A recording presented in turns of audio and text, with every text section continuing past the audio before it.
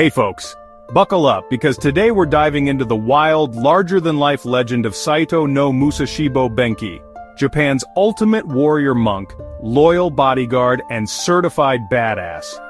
You know those characters in stories who are so ridiculously cool you're like, no way this guy was real. Yeah, that's Benkei. But why has this dude been stuck in Japan's cultural DNA for over 800 years? Let's break it down. First off, Benkei's a Yamabushi, mountain ascetics who train in the wilderness, mixing martial arts with hardcore spiritual rituals.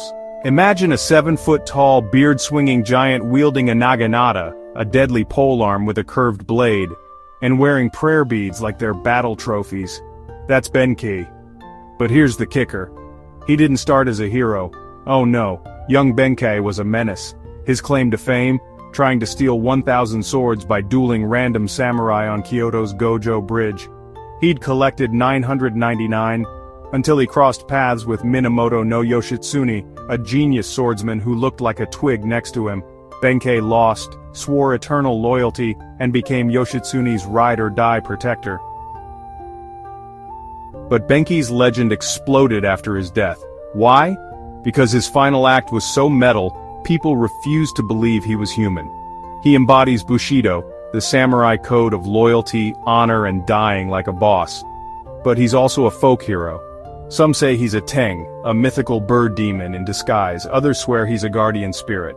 His stories blur history, myth, and pure adrenaline. Now let's get to the main event, the story that cements Benkei as a legend. But before we jump in, here's why this tale slaps. It's got betrayal, a last stand against impossible odds, and a death so epic, it defies physics. Ready? Let's roll. So, why this story? Picture this. Benkei and Yoshitsune hunted by the shogun's army, cornered at a raging river. Outnumbered 1,000 to 2, no escape.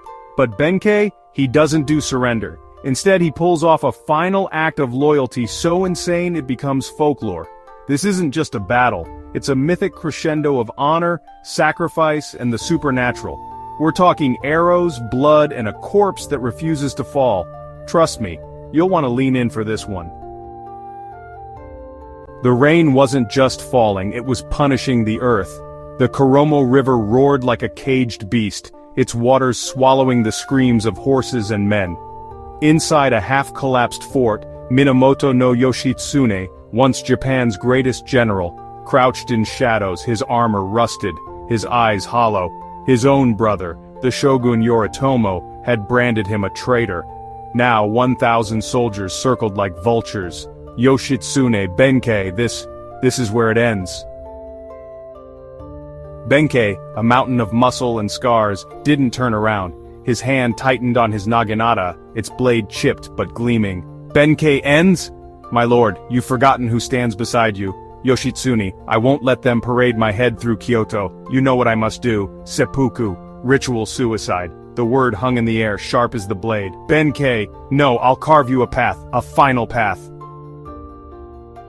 Benkei stormed into the rain, his tetsubo, a spiked iron club slung across his back. The enemy archers froze. This wasn't a man, it was an oni, a demon, a myth made flesh. Benkei roared, "Come! Show me your coward's arrows!" The first volley came, hiss, snap. Benkei's naginata whirled, deflecting arrows like twigs. Soldiers gaped. He's not human, they exclaimed. Benkei charged. The naginata sang, slicing through armor, bone, and mud. Men fell, but he didn't stop. Couldn't stop. Not until Yoshitsune's ritual was done. Dawn crept in, bloody and pale. Benkei stood at the bridge's edge, his body a pincushion of arrows. Over 70, they'd say, yet he didn't fall, didn't even stagger. He's dead, right? A young soldier stammered. Benkei's voice echoed, "Try harder!" The man fled, shrieking. For days the army watched. Benkei's corpse stood rigid, his naginata embedded in the earth. Crows nested in his hair, moss climbed his legs, and beneath him, dry ground as if the storm itself bowed to his will. Inside the fort, Yoshitsune lay cold, a single cut across his stomach, a samurai's end. But Benkei, they burned his body, yet whispers spread. On stormy nights his ghost still guards the bridge, challenging the wind itself. Farmers leave sake at shrines to Benkei-sama, the standing saint. Because in Japan, true legends don't die, they ascend.